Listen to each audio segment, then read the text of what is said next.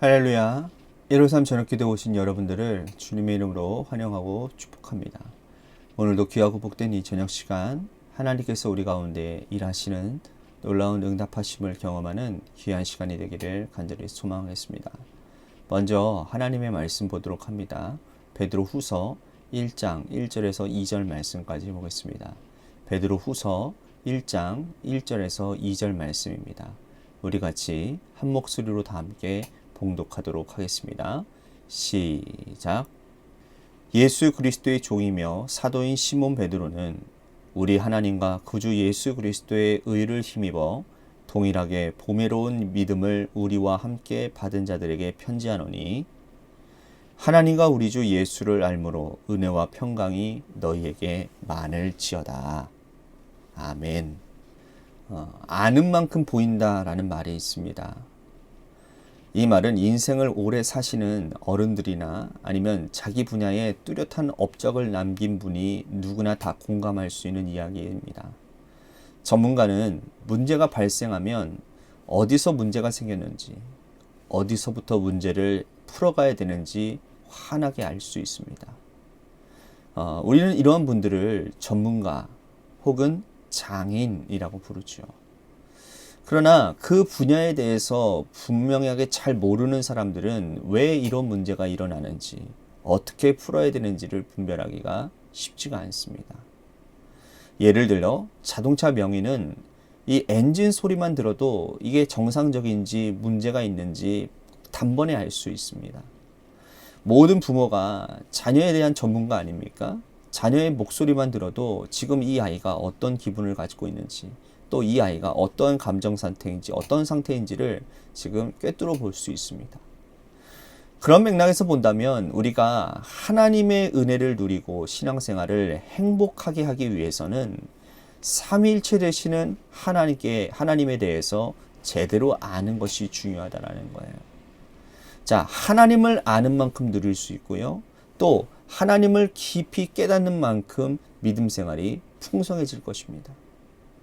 사도 베드로가 이와 같은 맥락의 말씀을 지금 성도들에게 설명을 하고 있는 것입니다. 자, 우리가 읽지는 않았지만 14절과 15절 말씀 보도록 하겠습니다. 이는 우리 주 예수 그리스도께서 내게 지시하신 것 같이 나도 나의 장막을 벗을 것이 임박한 줄 알미라. 내가 힘써 너희로 하여금 내가 떠난 후에라도 어느 때나 이러한 것을 생각나게 하려 하노라. 베드로가 말한 나의 장막은 자기 육체를 말합니다. 베드로가 이 땅을 살아갈 시간이 얼마 남지 않았다라는 말씀이에요. 이제 내가 하나님 나라 갈 날이 얼마 남지 않았으니 지금까지 하나님을 경험한 것, 예수 그리스도와 함께하면서 깨달았던 것을 너희들에게 일깨워 주겠다라고 하는 그의 마음이 표현되어져 있는 것이죠. 베드로는 이렇게 할 자격이 있는 사람입니다. 동시에 그런 의무도 갖고 있는 사람이에요. 이 베드로는 예수님의 수제자로 주님을 3년 동안 따라다니면서 모셨기 때문입니다. 예수님을 직접 경험하지 못한 성도들은 이 베드로의 입을 통해서 나오는 예수님의 간접적인 그런 체험들을 할 수 있는 것이죠. 그래서 베드로는 자신이 경험한 예수님을 이 성도들에게 일깨워 주는 것이 그의 사명이라고 생각했을 것입니다. 그렇다면 그가 경험한 예수 그리스도를 어떻게 설명하고 있느냐? 1절 말씀 보십시오.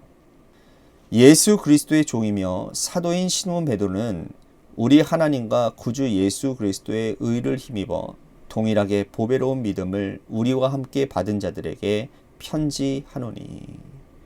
자, 여기 1절에서 중요한 단어가 바로 동일하게입니다. 동일하게.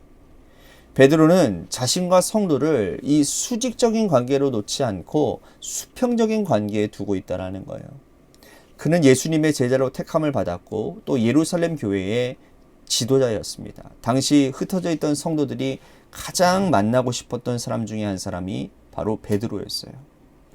그런데 그가 자신을 성도와 동일하게 믿음 안에서 하나님 앞에서 한 형제고 가족된 자다라고 이렇게 말을 하고 있습니다.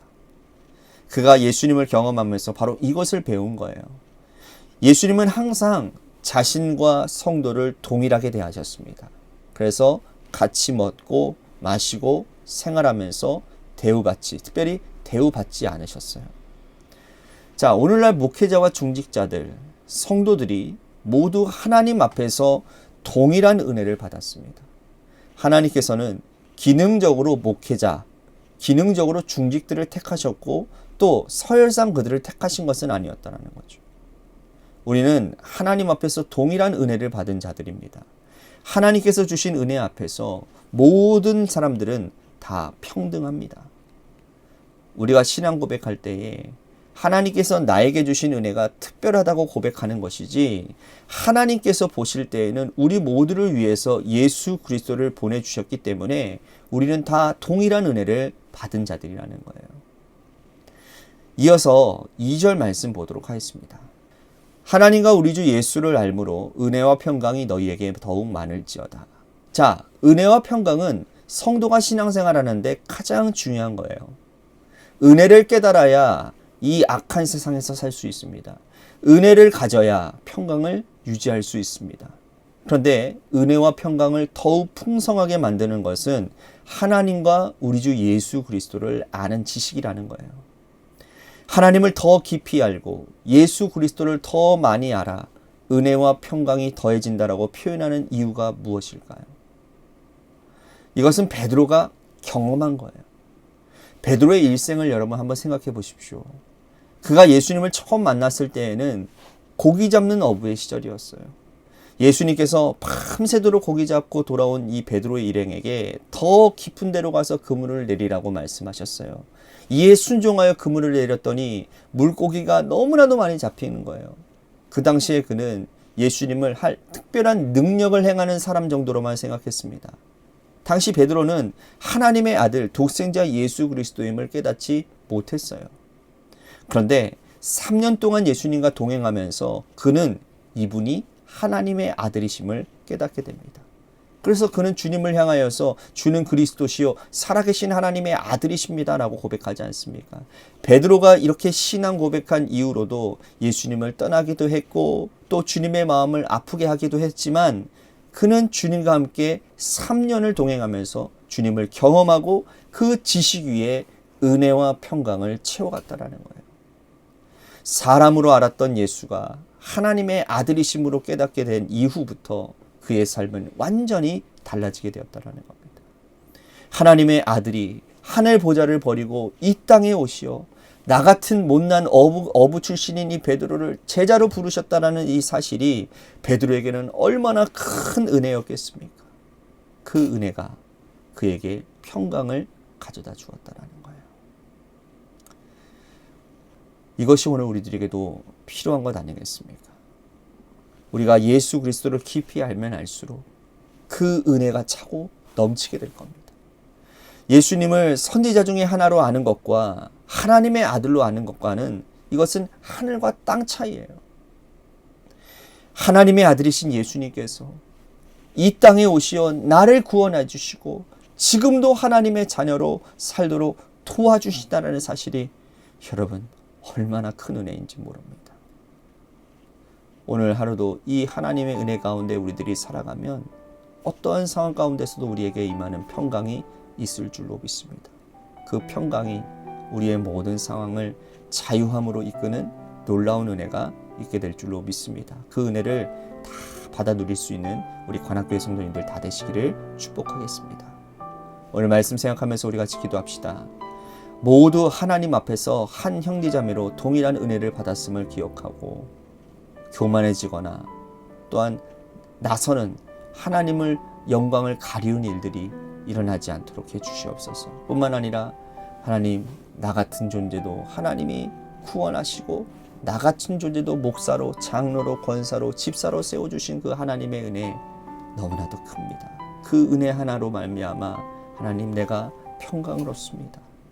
하나님 나를 구원해 주신 그 하나님의 은혜를 감격하여 오늘도 내 상황은 녹록지 않지만 고난의 상황이지만 그럼에도 불구하고 평강을 얻겠습니다. 오늘 말씀 생각하면서 우리 같이 기도했으면 좋겠습니다. 또한 우리 지민석 형제님과 또한 우리 김순환 권사님을 위해서도 기도해 주시기를 바라고요. 또한 우리 교회를 위해서 또한 여러분들의 삶의 자리와 여러분들의 자녀들을 위해서 기도하시다가 시간 돌아가시기를 바랍니다.